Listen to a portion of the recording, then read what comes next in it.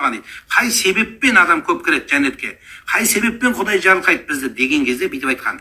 Орамал таққандардан, намаз оқығандардың деп жауап берген жоқ. Пайғамбарымыз саллаллаху алейхи вассалам жәннетке кірушіге көптеп кіруге екі амал бол себеп болады дейді. Ең көп причина екеу болады жәннетке баруға.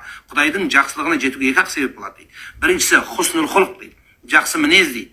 Екіншісі тақуалла, Алладан қорқу дейді. Сен Алладан қорқсаң, мына жақсы мінез өзі автоматтан келу керек. Ал енді мен Құдайдан қорқам дейсің, жақсы мінезің жоқ. Ибрахим бин Адхам әулие айтпақшы, сендер Құдайдан қорқам дейсіңдер дейді. Бірақ Құдайдан қорқатын іс жасамайсыңдар дейді. Пайғамбарды жақсы көрем деп мәуліттен қалмайсың дейді. Бірақ пайғамбардың бір сүннетін орындаған сүннетің жоқ дейді. Құдайдан қорқам деп айтасың дейді, аузыңа ие болмайсың дейді. Міне сонда Құдай қорқуға жата ма сол?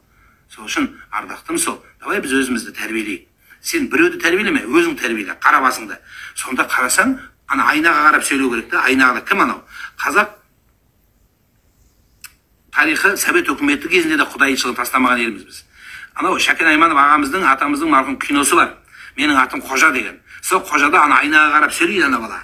Ей Қожа бала, мен кіммін? Қайдан келдім? Қандай адам болам деп өзін тәрбиелейді айнаға қарап. Сол сияқты айнаға қарап өзін тәрбиеле.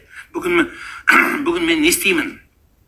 Халқым үшін, қазақ үшін, ел үшін, отбасым үшін, аман керек жоқ дейсің. Саған керек жоқ, басқаға керек пе не? Оған да керек жоқ. Мен өзім үшін жоқ. Давай, мен бүгін Құдай үшін не істеймін деген сұрақты қойшы өзіңе. Содан кейін өзің түзе. Сол айнаға ертең отчет бер. Отчет бер айнаға. Айнамен сөйлес. Бүгін не істедің, оңбаған деп өзің айтшы, өзің жақсы білесің. Ана сырт мені білмейтін шығар, но мен өзім жақсы білем ғой. Сол сияқты айнаға қарады, ешкім жоқ деп есік құлтап алып сөйлес. Бірақ үйде ешкім жоқ десе, үйде бар кезде жынды болып қуып кетті деп, молда шақырды деп дем салып жүрмесін. Сөйлес өзіңе, жауап бер. Мен кіммін де? Айтшы, мен кіммін де? Бүгін не істедім де? Халқым үшін, елім үшін, жалпы дін үшін не істедім де? Құдай үшін не істедім деп сұрақ қойшы өзіңе.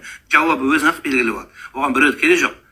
Біреу мақтаса екен деп қой. Жоқ, ондай емес.